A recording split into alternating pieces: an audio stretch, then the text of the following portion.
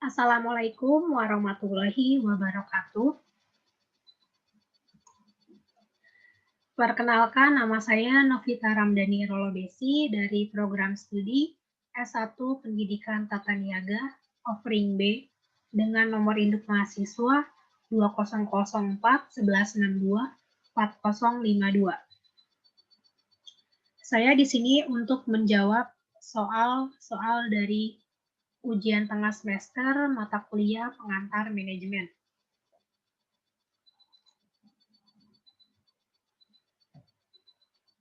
Di soal nomor 1 ini, kita disuruh untuk menggunakan dan mengembangkan keterampilan manajerial kita sehingga kita dapat berhasil mengelola tim yang beraneka ragam tersebut, seperti di kasus yang ada di atas ini. Lalu perlu diingat, di samping pengetahuan tentang peran-peran manajerial, fungsi perencanaan dan pengorganisasian sangat membantu dalam menyelesaikan masalah tersebut. Lalu ini jawaban saya. Jawaban saya yaitu pertama, kita harus membuat rencana tentang tindakan yang akan kita lakukan. Lalu kita harus menganalisa tentang bagian-bagian yang akan dikerjakan oleh para bawahan kita dengan mengelompokkannya sesuai keterampilan, pengalaman, dan tujuan masing-masing agar dapat membentuk struktur organisasi yang kokoh dan dinamis, serta saling mempengaruhi antar individu dalam interaksi sosialnya. Lalu di soal nomor 2 ini terbagi lagi menjadi 3 soal.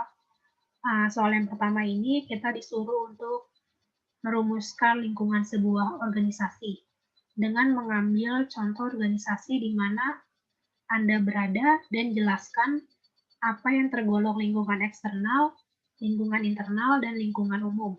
Lalu di soal nomor 2 ini, kita disuruh menjawab apa itu ketidakpastian lingkungan, lalu bagaimana Anda dapat meminimalkan ketidakpastian tersebut. Lalu di soal nomor 3, kita disuruh untuk menjawab mengapa organisasi harus terlibat dalam persaingan global dan apa dampaknya terhadap budaya kerja organisasi. Ini jawaban saya. Saya mengambil contoh perusahaan Unilever. Yang termasuk lingkungan internal dari perusahaan ini yaitu lingkungan yang terkait langsung dengan organisasi, seperti pemilik organisasi, tim manajemen, para anggota atau para pekerja, dan lingkungan fisik organisasi, seperti pusat kerja, kursi, meja, dan sebagainya. Lalu yang termasuk lingkungan eksternal adalah lingkungan yang tidak terkait langsung dengan organisasi, tapi memiliki potensi untuk mempengaruhi perusahaan atau organisasi, seperti pemasok, pelanggan, pesaing, partner strategis, regulator, pemerintah, dan masyarakat umum sekitar perusahaan atau organisasi. Terakhir ada lingkungan umum organisasi. Ini adalah lapisan lingkungan eksternal yang mempengaruhi organisasi secara tidak langsung. Termasuk dalam lingkungan ini adalah dimensi ekonomi. Ini segala hal yang menentukan pertukaran uang, inflasi, suku bunga, dan lain-lain. Lalu ada dimensi teknologi. Ini adalah segala perangkat sistem teknologi yang berpengaruh terhadap organisasi, seperti mobile phone, komputer, laptop, dan lain-lain. Lalu ada dimensi legal politik. Ini seperti pemberian aspek kebijakan. Lalu ada dimensi sosial budaya atau sosial kultural. Ini merupakan budaya suatu bangsa di mana organisasi itu berasal, yang bisa berupa keyakinan, nilai-nilai, norma, dan lain-lain. Lalu ada dimensi internasional. Dimensi ini mempresentasikan peristiwa-peristiwa yang berasal dari negara lain dan mempengaruhi organisasi di suatu negara. Dimensi ini memunculkan kompetitor baru, pelanggan baru, supplier baru, dan lain-lain. Next, ada Ini ya jawaban soal nomor 2 saya. Apa itu ketidakpastian lingkungan?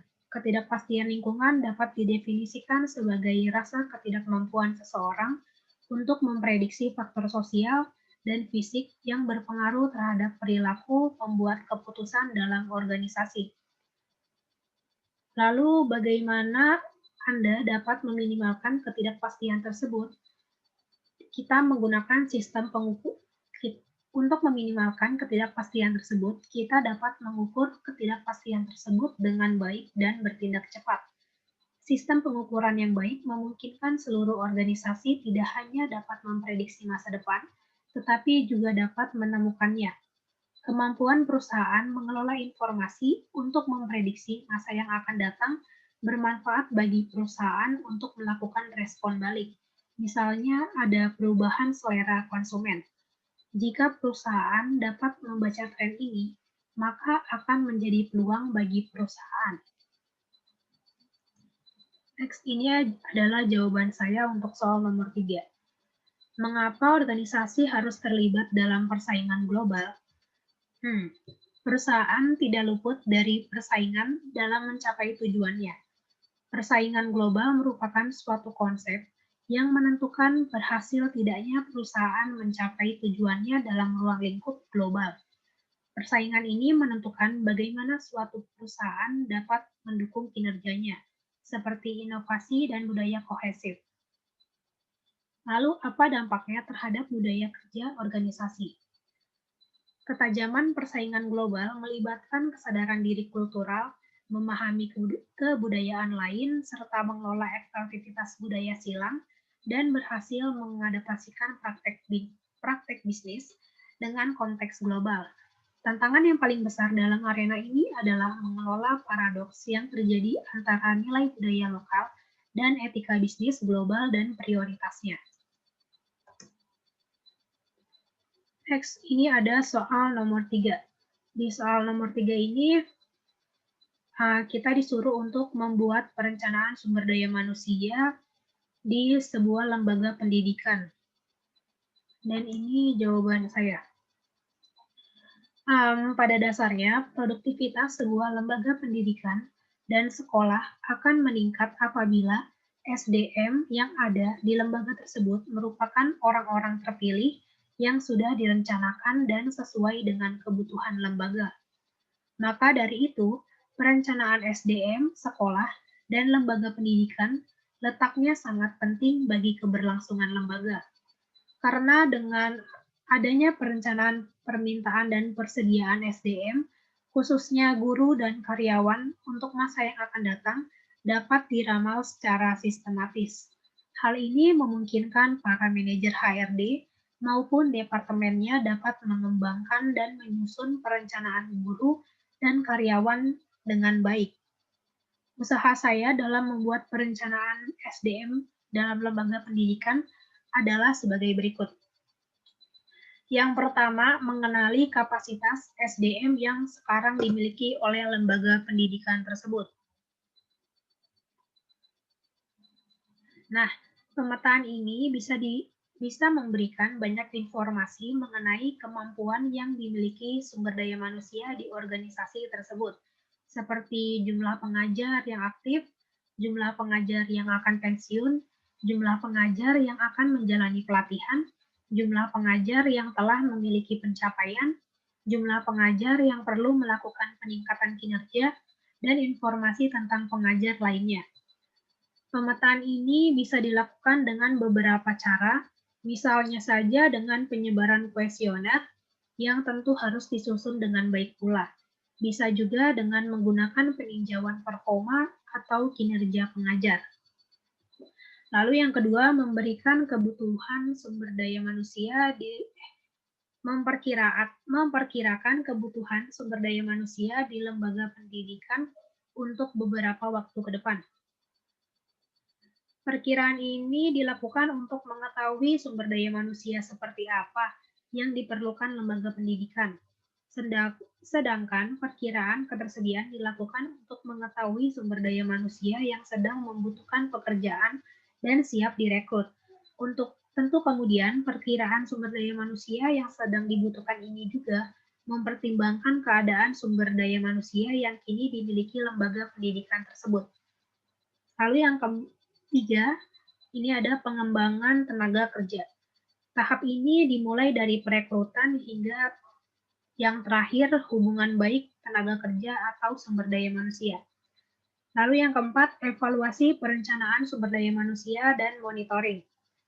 Ketika lembaga pendidikan tersebut telah memiliki perencanaan sumber daya manusia yang baik dan dijalankan dengan maksimal, tahap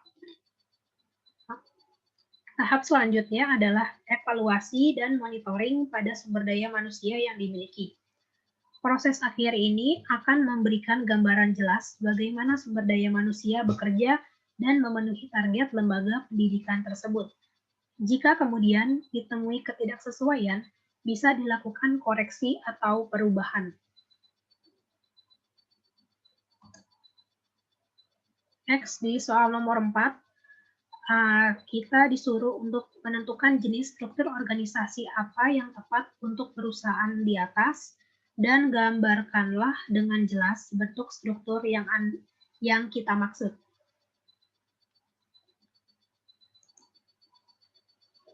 Jadi, menurut saya untuk perusahaan di atas, jenis struktur organisasi yang tepat itu adalah struktur organisasi fungsional. Kenapa? Karena dalam struktur organisasi fungsional, pembagian kerja dilakukan berdasarkan fungsi manajemennya, seperti keuangan, produksi, pemasaran, dan sumber daya manusia.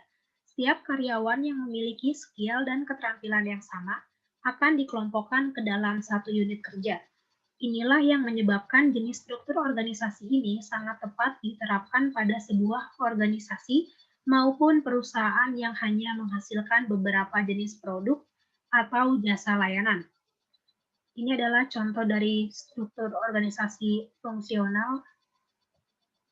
Anda bisa lihat. Di sini ada direktur utama, lalu turun ke bawah ada direktur keuangan, lalu turun lagi ada direktur personalia, lalu ada wakil direktur, dan turun lagi ada manajer personalia dengan divisinya, lalu ada manajer pabrik dengan divisinya, lalu ada manajer pemasaran dengan divisinya, dan manajer usaha dengan divisinya. Next ada soal nomor 5. Di soal nomor 5 ini, kita disuruh untuk menjelaskan maksud dari pernyataan. Pernyataannya yaitu setiap strategi yang ditetapkan akan berdampak pada perubahan struktur organisasi. Jelaskan maksud dari pernyataan tersebut. Maksud dari pernyataan tersebut adalah strategi sebuah organisasi akan dijalankan oleh orang-orang yang ada di dalam organisasi tersebut. Dan orang-orang yang ada di dalam organisasi merupakan bagian dari struktur organisasi. Sehingga ada pengaruh yang kuat terhadap lingkungan organisasi tersebut. Dan struktur ini terbentuk dengan cara mengikuti strategi yang dilakukan oleh organisasi. Sekian dari presentasi jawaban UTS saya, kurang lebihnya mohon maaf. Wassalamualaikum warahmatullahi wabarakatuh.